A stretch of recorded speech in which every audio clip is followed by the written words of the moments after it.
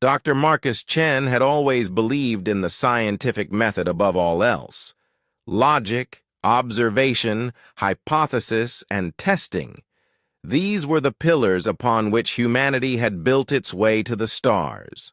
So when he found himself standing before an impossible statue in the deepest chamber of the Kepler 442b archaeological site, his rational mind struggled to process what lay before him. The figure was undeniably feminine, carved from what appeared to be a single piece of crystalline material that shifted between deep purple and midnight blue depending on the angle of observation. Her features were hauntingly beautiful, yet distinctly alien, elongated limbs, 6 fingers on each hand, and facial bone structure that suggested evolution under a different sun. Most striking were her eyes, closed in what seemed like peaceful slumber, with intricate patterns etched around them that resembled circuit boards more than decorative art. "Incredible preservation," whispered Dr. Sarah Okafor, his xenoarchaeology partner, as she adjusted her scanner readings. "The material composition is unlike anything in our databases. It's as if she was carved yesterday, not 10,000 years ago." Marcus nodded absently, drawn to the statue with an inexplicable magnetism. The underground chamber hummed with a subtle energy that made his hair stand on end, and the air itself seemed to shimmer around the figure. According to their preliminary scans, this civilization had vanished eons before humanity had even discovered fire, yet everything about this place suggested technology far beyond current human capabilities. "The inscriptions around the base," Sarah continued, running her translation software over the alien script. "They're odd. Something about the sleeper who waits and bonds forged across the void. The rest is too degraded to make out clearly." But Marcus wasn't listening anymore. Something compelled him forward, past the safety barriers they'd established, past the protocol that demanded careful documentation before any physical contact. His gloved hand reached out almost of its own accord, fingertips barely grazing the smooth surface of the statue's cheek. The moment of contact sent an electric shock through his entire nervous system. The chamber erupted in blinding light as the crystalline material began to pulse with an inner radiance. Sarah's shocked cry seemed to come from very far away as Marcus found himself locked in place, his hand fused to the warming surface. Then the impossible happened.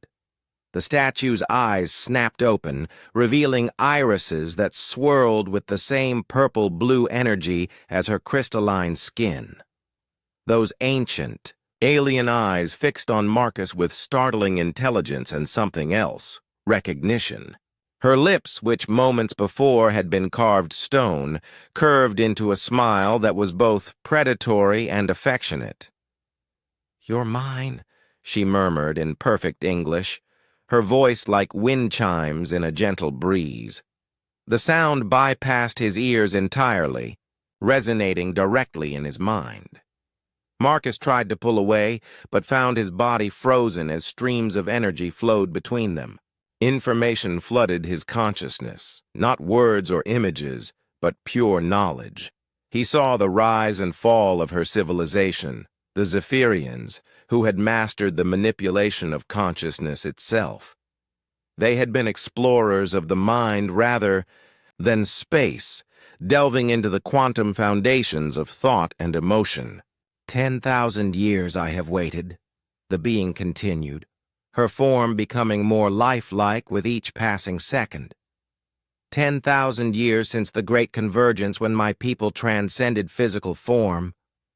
But I chose to remain, chose to sleep, in crystalline dreams, because the calculations showed truth, that one day a species would arise whose neural patterns could achieve perfect resonance with ours.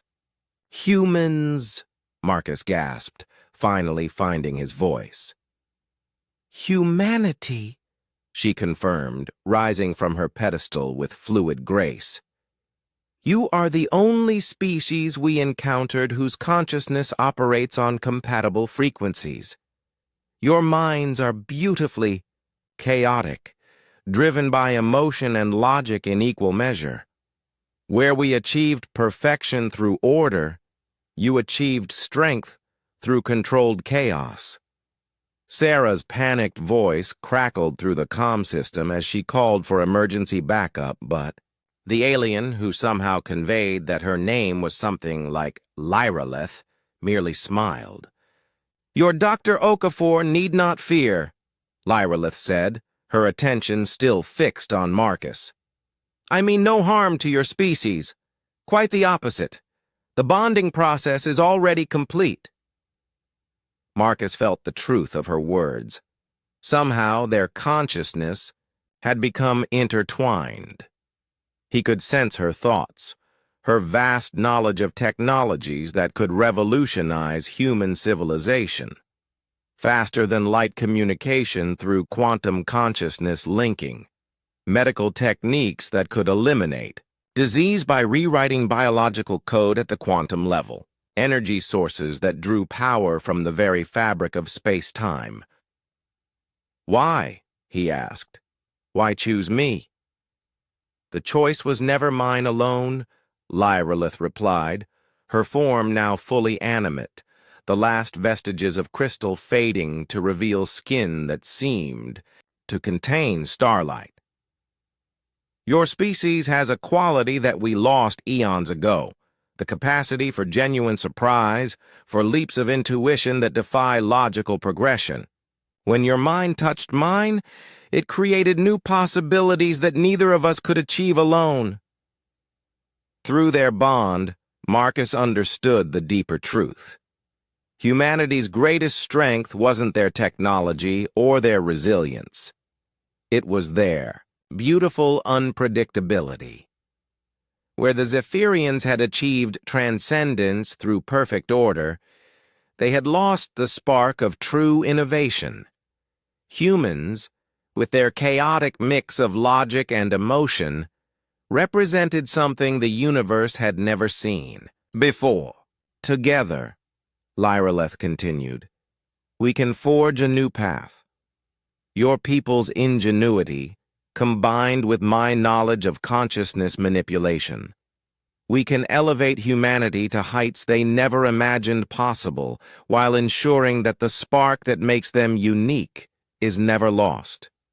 As the chamber filled with the approaching sounds of the rescue team, Marcus realized that humanity was about to embark on its greatest adventure yet.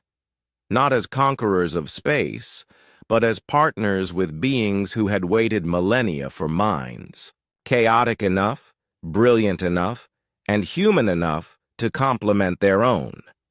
In that moment, Dr. Marcus Chen understood that sometimes the greatest scientific discoveries came not from careful observation, but from the simple, very human act of reaching out to touch the unknown.